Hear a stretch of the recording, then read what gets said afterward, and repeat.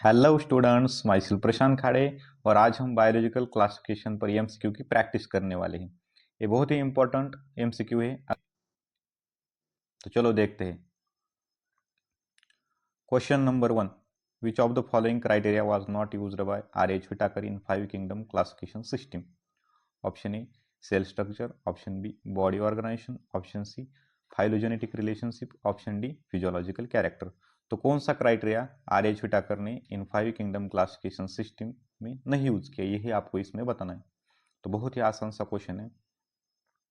तो हम देखते हैं, सेल स्ट्रक्चर है, बॉडी ऑर्गेनाइजेशन भी है, फाइलोजेनेटिक रिलेशनशिप है, लेकिन जो फिजियोलॉजिकल कैरेक्टर दिया है ये इसका क्या है, क्राइटेरिया नहीं है।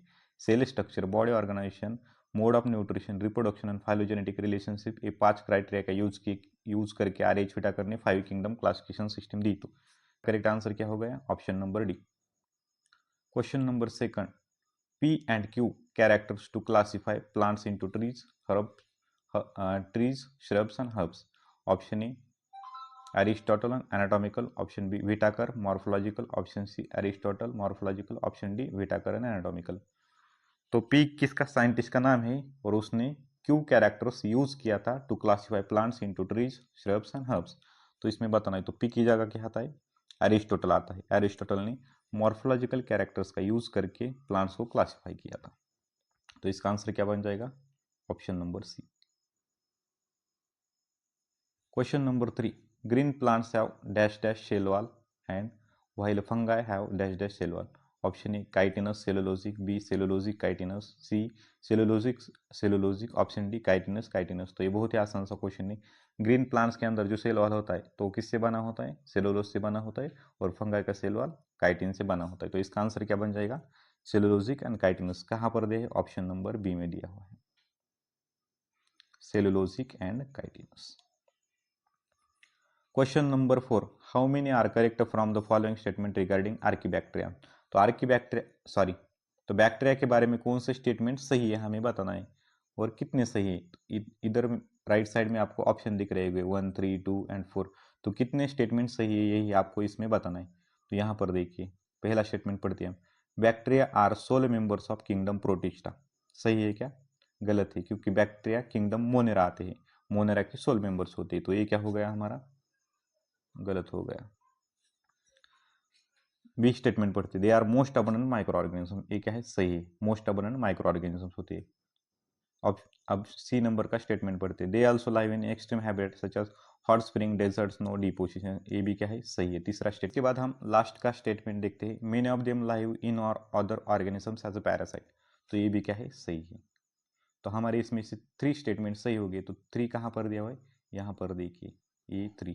तो हमारा सी ऑप्शन यहाँ पर सही हो जाएगा, ठीक है। Question number 5, majority of bacteria are, option A photosynthetic autotroph, option B chemosynthetic autotroph, option C heterotrophs, option D saprotrophs. तो इसका सही आंसर क्या हो जाएगा, हेटेरोट्रॉप्स। तो मेजॉरिटी ऑफ बैक्टीरिया कैसे होते हैं, हेटेरोट्रॉपिक होते हैं, मतलब दूसरे ऑर्गेनिजम्स पर डिपेंड करते हैं। क्वेश्चन नंबर 6, दो the bacterial structure is very sorry, तो इस क्वेश्चन में थोड़ी सी मिस्टेक है, तो मैं ये क्वेश्चन कंप्लीट कर देता हूँ। तो द बैक, तो ये बहुत ही आसान सा क्वेश्चन है। तो बैक, इसका मैं आंसर डायरेक्टली आपको बता देता हूँ, क्योंकि ये क्वेश्चन कंफ्यूज करता है। तो बैक्टीरियल स्ट्रक्चर कैसा होता है, वेरी सिंपल होता है, लेकिन इसका बिहेवियर कैसा होता है, कॉम्प्लेक्स होता है। Bacterial structure simple and complex behaviour. तो क्वेश्चन नंबर 6 का आंसर क्या बन जाएगा, option A. 7, question number 7, dash dash play great role in the recycling of nutrient. तो कौन सी बैक्टीरिया न्यूट्रिएंट का रिसाइकलिंग करती है, option A archaebacteria, option B chemosynthetic autotrophic, option C photosynthetic autotrophic, option D mycoplasma bacteria. तो ये बहुत ही आसान सा क्वेश्चन है। जो भी हमारे केमोसिंथेटिक एटोट्रॉपिक बैक्टीरिया होते हैं ये क्या करते हैं, न्यूट्रिएंट का रिसाइकलिंग करते हैं। Question number 8, select the pair that consist of the bacterial diseases. Option A cholera typhoid, option C citrus canker and malaria, option C malaria निएट्स, option D citrus canker and influenza. तो ये बहुत ही आसान सा question है। इसमें आपको क्या बताना है, कौन से पेयर ऑफ डिसीज, जो कौन से बैक्टीरियल डिसीज है आपको बताने। तो यहाँ पर देखिए, कोलेरा एंड टाइफॉइड, ये दोनों भी कैसे होती है, बैक्टीरियल डिसीज। कोलेरा होता है विब्रियो कोलेरिसी और टाइफॉइड होता है Salmonella typhi. Citrus canker bacterial disease, लेकिन मलेरिया क्या है, नहीं है बैक्टीरियल डिसीज। मलेरिया क्या होता है, पैरासाइटिक डिसीज होता है, जो कि प्लाज्मोडियम से होता है। अब ऑप्शन सी में देखिए मलेरियन एड्स, एड्स किससे होता है, वायरस से होता है, तो ये भी नहीं है, ये भी नहीं। ऑप्शन डी में साइट्रस कैंकर होता है लेकिन इन्फ्लुएंजा एक वायरल डिसीज है, तो ये भी नहीं। तो हमारा सही ऑप्शन क्या बन जाएगा, option number A. Question number 9, which of the following statement is are correct for bacteria. तो बैक्टीरिया के बारे में कौन सा स्टेटमेंट सही है, यही हमें इसमें बताना है। तो ये देखिए option A, they are members of kingdom Monera, सही है। Option B, they live in extreme habitat such as hot spring, deserts, no deep ocean, से भी सेकंड स्टेटमेंट भी सही है। अब स्टेटमेंट सी मतलब ऑप्शन सी देखिए, दे show most extensive metabolic diversity, ये भी क्या है, सही है। और option D all of this, तो मतलब इसका आंसर क्या बन जाएगा, all of this. Question number 10, identify the A and be labelled in the figure of blue green अलगी। तो जो आपको डायग्राम दिख रही है किसकी, ब्लू ग्रीन अलगी की डायग्राम है, इसमें आपको सिंपली ए और बी क्या है आप सिंपली आपको बताना है। तो ए क्या होती है, तो ये होती है हेटेरोसिस्ट एंड बी क्या होता है, म्यूसिलिजिनस शीत होती है। तो ये क्या है, यहाँ पर देख लेते हैं, ए में हेटेरोसिस्ट कहाँ पर दिया हुआ है, तो ऑप्शन ए और बी में दिया हुआ है, मतलब ऑप्शन सी और डी हमारे यहीं पे कैंसिल हो गए। अब इसके बाद बी क्या है, म्यूसिलिजिनस शीत, मतलब डायरेक्टली हमें ऑप्शन आ चुका है, ऑप्शन बी हमारा करेक्ट हो गया।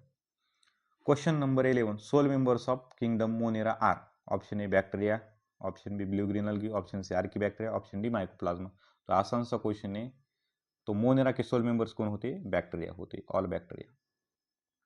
क्वेश्चन नंबर 12, अब इसमें आपको सिंपली मैंने ऑप्शन नहीं रखे, सिंपली आपको मैच करके दिखाना है इसमें। देखिए जो आपको पहले आसान लगते हैं उसे मैच करिए।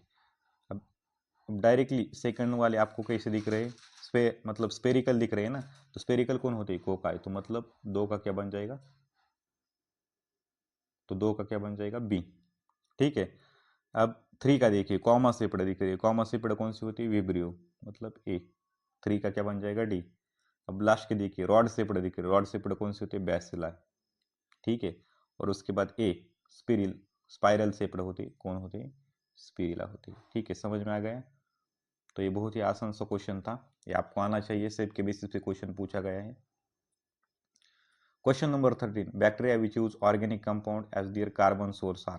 तो कौन सी बैक्टीरिया कार्बन सोर्स का यूज करते हैं, organic compound as a carbon source, मतलब उनके न्यूट्रिशन के लिए कार्बन का ये यूज करते हैं। तो कौन से बैक्टीरिया होते हैं, ये होते हैं हेट्रोट्रॉपिक बैक्टीरिया। तो ऑप्शन भी हमारा सही बन जाएगा।